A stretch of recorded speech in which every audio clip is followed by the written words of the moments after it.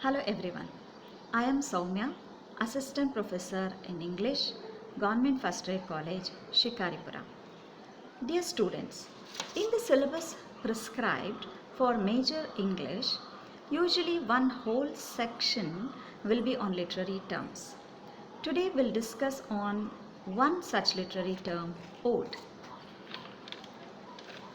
Have a look at this slide. There are some poems here.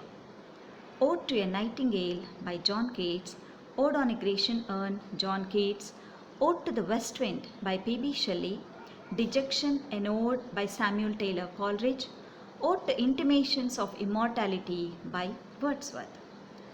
I think you all have studied or heard some of these poems before, when you were in high school or PU. When you heard the names of these poems, I'm sure that the first question in your mind was, what is this ode? What is the meaning of this ode? We know that ode is a poetic form. Let us look at its definition. Here is the definition. An ode is a type of lyrical stanza. It is an elaborately structured poem praising or glorifying an event or individual or nature or an idea intellectually as well as emotionally. So, ode is a lyric. It is used to praise or glorify. It can be used to praise an event like a victory, a celebration or mourning. It can be used to praise an individual like a king or a man of honor. It can be used to glorify any natural objects like a bird or a flower or a season. It can also be used to praise an idea. Let us look at its origin. Historically, the ode took its birth in the land of ancient Greece.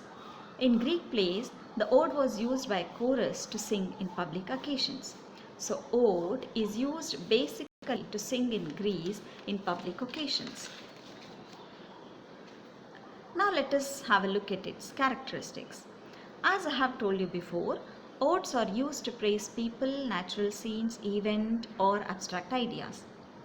The most important thing is the odes are addressed to some person or thing. Odes are always addressed to someone or something. For example, in Ode to Autumn, the poet addresses a season. In Ode on a Grecian Urn, the poet addresses an urn.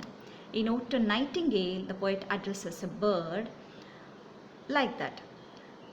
Odes are meant to sing in public accompanied by musical instruments. And the tone of the ode is always very serious. And the themes are very dignified and intellectual. Odes are always characterized by grand style.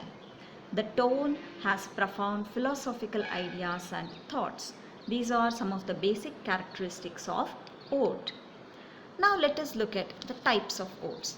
There are three types of odes: Pindaric ode, Horatian ode and irregular ode. Pindaric odes are the ancient form of odes. This form developed in ancient Greece. This ode was named after an ancient Greek poet, Pindar. Pindaric odes are basically meant to be sung at public events or to celebrate victory.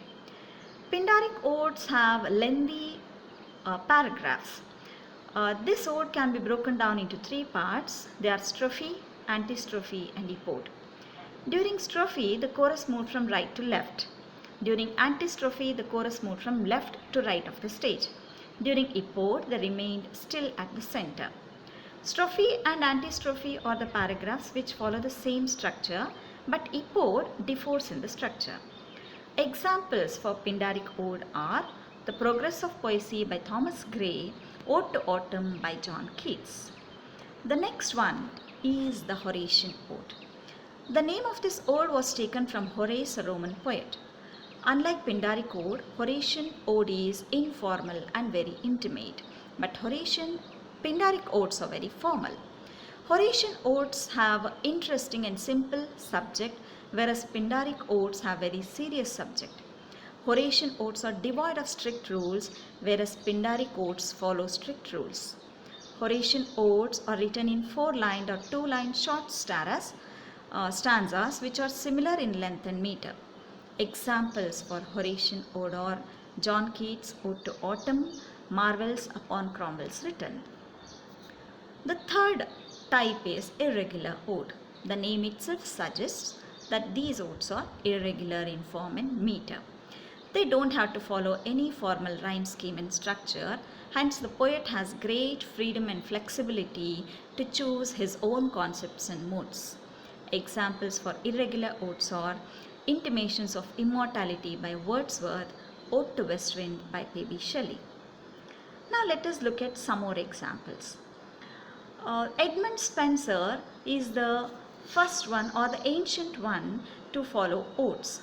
He has written his Epithalamion and Prothalamion. Then John Dryden followed with his Alexander's Feast.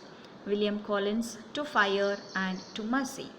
Thomas Gray's famous ode Progress of Poesy and Ode to Spring.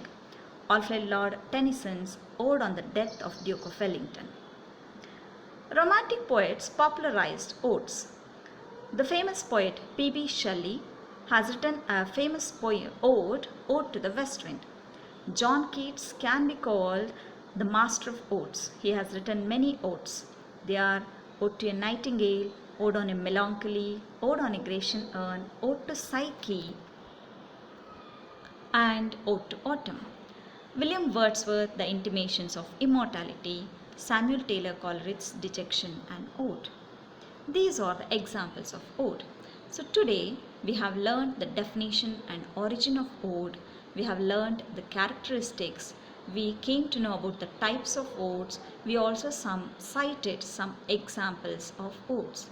So I hope that you have understood the literary form or the poetic form ode today. Thank you.